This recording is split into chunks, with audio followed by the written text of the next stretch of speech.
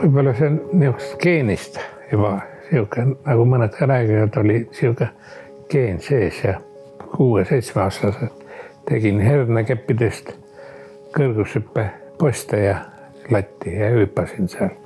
Ma läksin pabereid viima kehakultuuri teaduskonda, sest ma olin sel aastal tulnud Eesti noorte meistriks mitmevõistluses. Aga siis tuli mulle vastu üks sõber, Arno Jaal, ja ütles, et mis sa sinna äkki lähed, et mine spordimeditsiini. Ülikoolis käisin 15 aastat, nagu tead. Oli spordimehe hing ja tahtsin arstiks ka saada. Ja siis ma käisin iga talvel 1 kuu Moskvas, 2 nädalat raamatukogus. Ja seal ma ükskord jäigi mul pilgu ette sõna artroskoopia. Siis ma sain Helsingis tuttavaks Esko Kaatineniga ja ta oli üks paremaid artroskoopia kirurge Soomes. Temaga nagu hakkasid mul sidemed ja nii ma siis alustasingi sellega. Auhind või see preemia nimetus on elude preemia. Kaidu panus on Eestisse artroskoopilise liigeskirurgi või endoskoopilise liigeskirurgi, mida nimetatakse artroskoopiaks, nii-öelda maale toomine.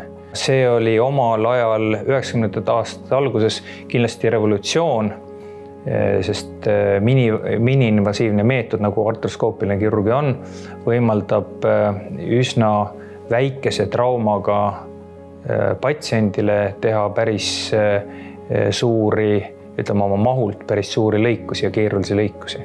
Ja hakati viljelema sellist tolle ajal uudset ravivormi nagu päevaravi või päevakirurgia. Kui tegin seal 7 oppi päevas, ütleme 5-ki, siis oli 1 palat tühi ja haigad läksid sama päev koju.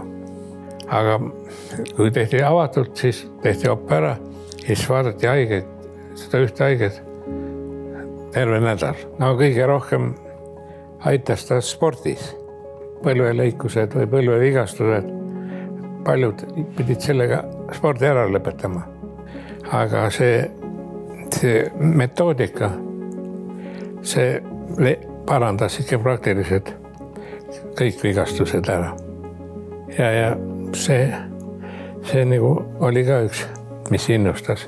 Kaido on ju väga pikka aega tegelenud sportlastega, on olnud koondise juures arst, ja oma väga pikaajalist ja suurt kogemust selles valdkonnas. Et on kindlasti ka praegu üks selline inimene, kelle käest võib nõu küsida.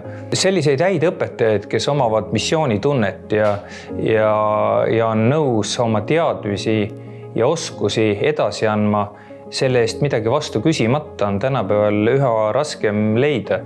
Et Kaido kindlasti on